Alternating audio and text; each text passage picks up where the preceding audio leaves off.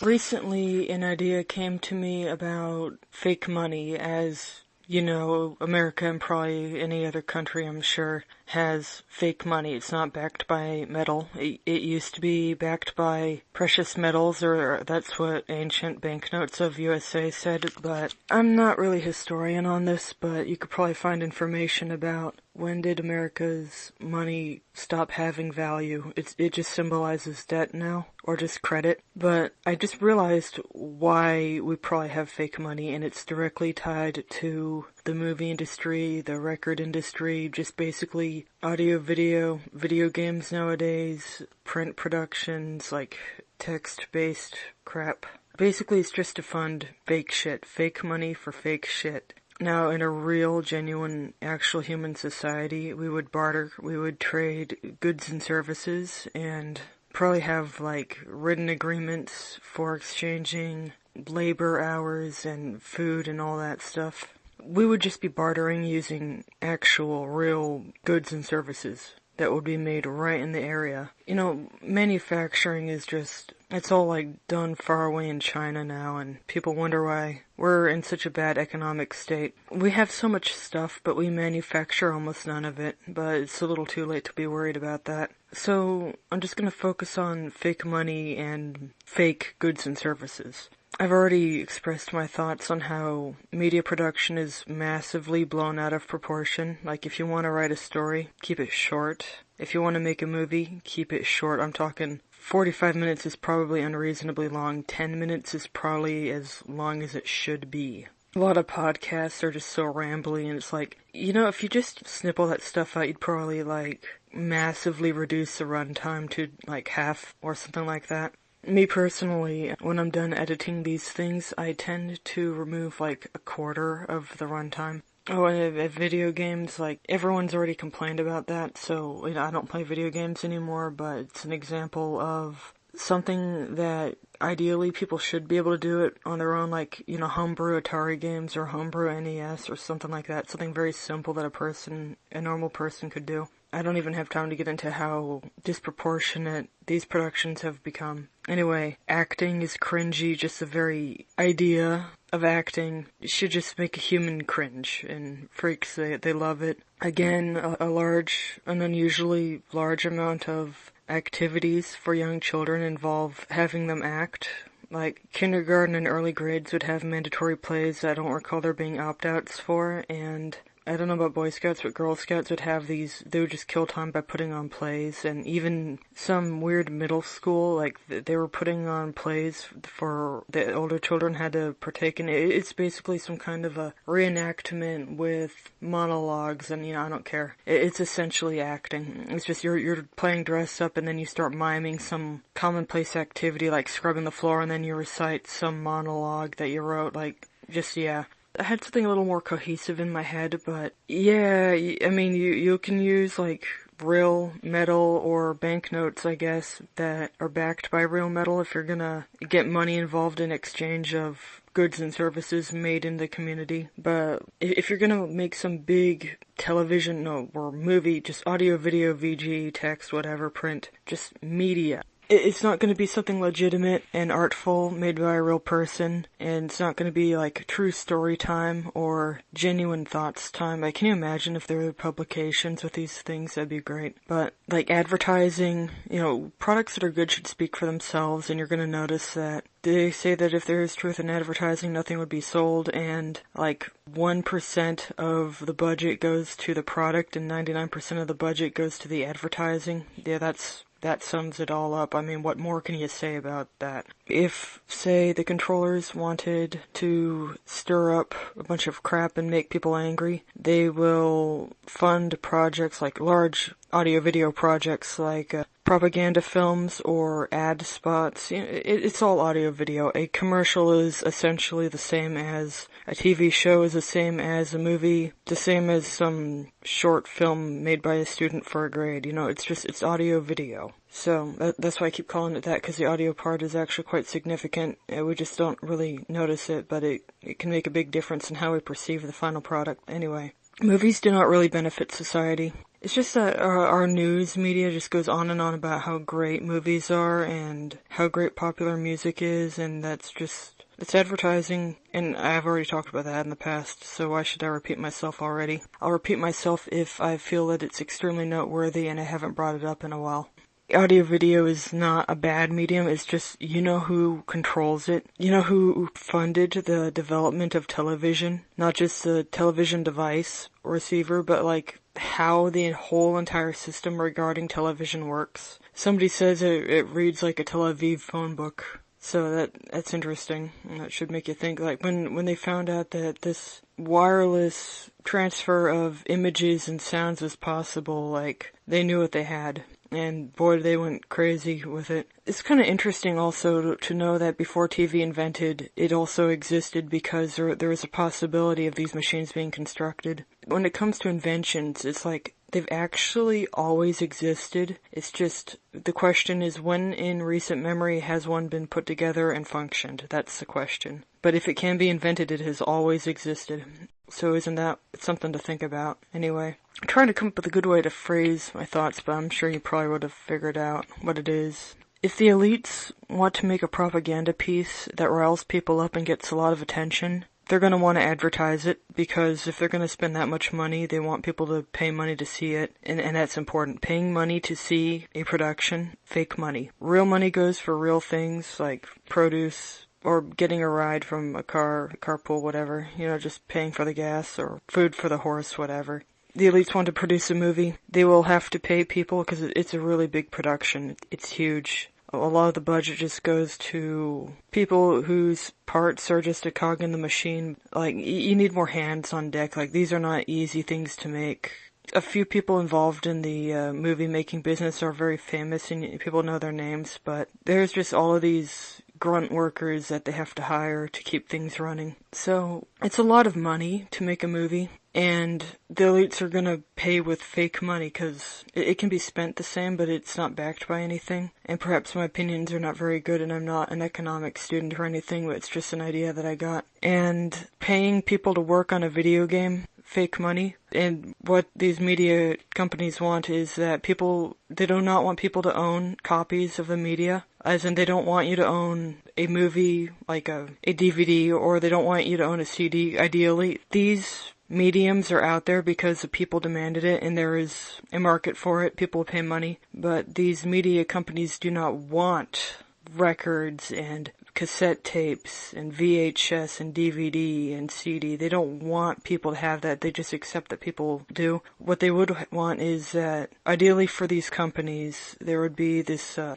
cinema where you go in, you pay, you watch it once, you get out, you do not own your own copy. Or I don't know what you would call the pre-recorded music equivalent to that, some audio-only cinema, where you go in, you pay money, you listen to the record once, and then you get out. Like, that is what the media companies, that's how they want it to work, but it doesn't work like that because the people wouldn't have it.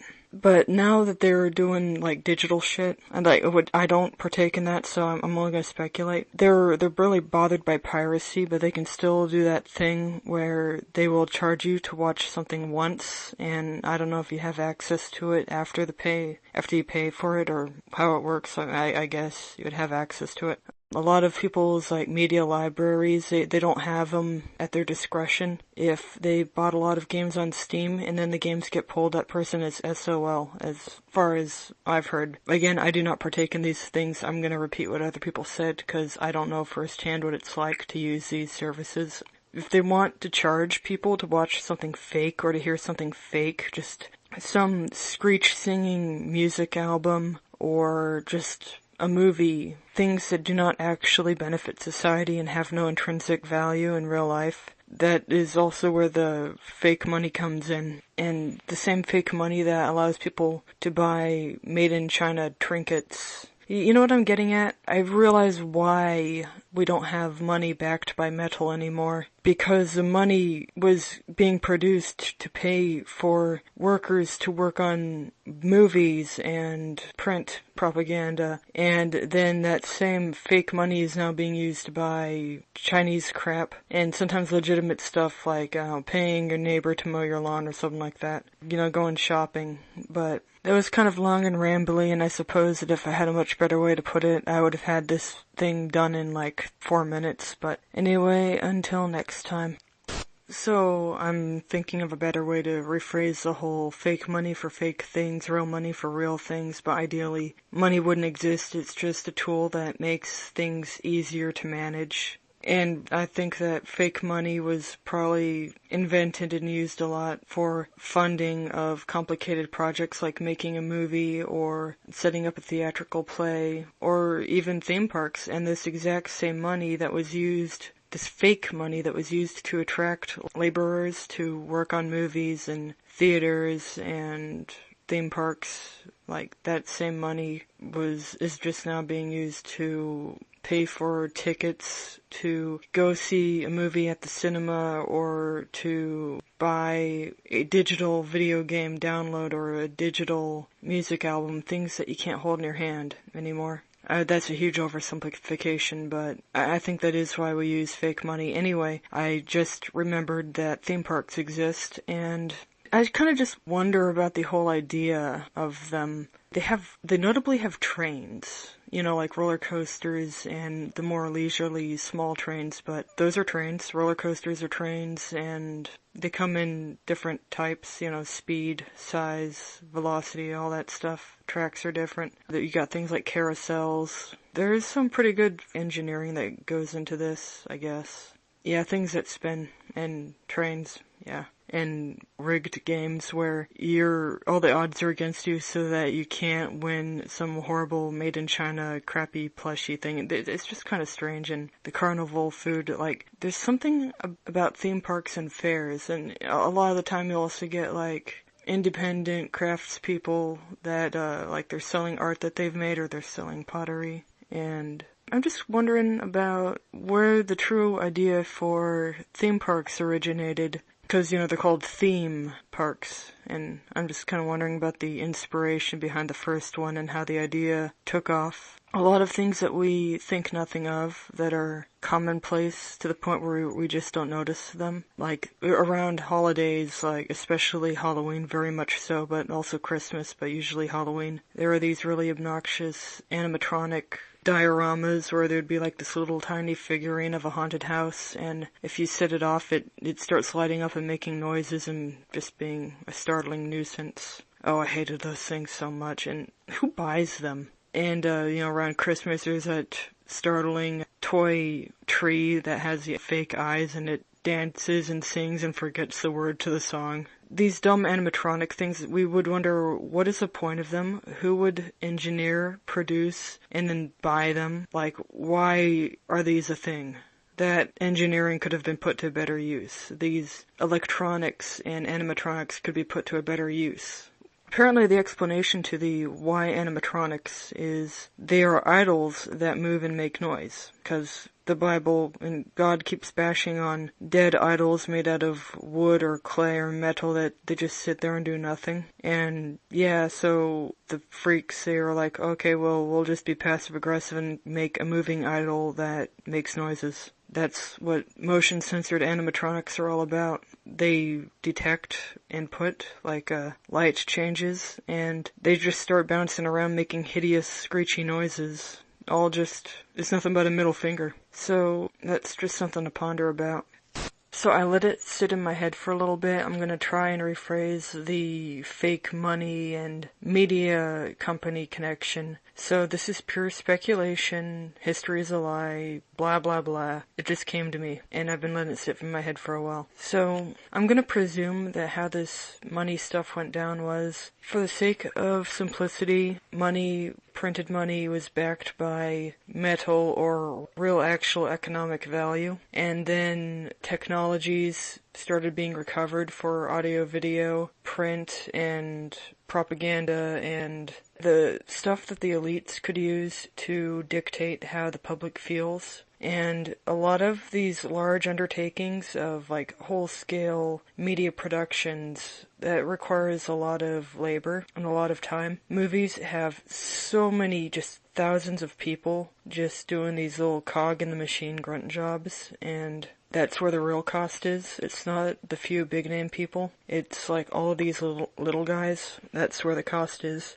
And as bullshit media became more and more a huge part of society, like it or not, because I'm sure you could find all of these connections on your own if you just gave it like 10 minutes of thought. So they just turn into some big cycle of funding media projects like audio, video, and radio stations and paying people to do these jobs. They were just being paid with fake money that was pulled out of nowhere. And that is why we have monetary inflation, because we don't manufacture anything anymore. We have like programmers, graphic designers, editors. These are good for like making media, but they don't benefit society. The stuff I do, I just do it in minutes. I mean, I can get long. It's easy to do. Just, there's no excuse as to why people aren't doing this. And I'm aware of the people that are like really self-righteous and preachy and they're acting like they're extremely knowledgeable, but if you people were legit, I would know where you would post, but you're not there. So I know you're not legit. Also, just the general haughty behavior and the huge ego and having like nothing to actually warrant it. Yeah, we're wise to your tricks. Anyway, that was a tangent for no reason because I felt like it. And anyway, here is some advice. You know, unsolicited general advice because I feel like saying it. So the more you do something, the more proficient you get, the more skilled you get more and more streamlined and faster and efficient, where you can basically take shortcuts, but it will work out. Like, it's optional for people as they increase their skills they can take longer and do more fine detailing if they want to. But I think the biggest part of becoming more skilled at something is that you get faster and faster and faster. And the things that come out of you are, they're simpler and simpler. They could be more complex, but we don't have time for that. And there's not really justification for making things more complex. Simplicity is where it's at. So those are my thoughts for now. And I'll see you next time or talk at you next time.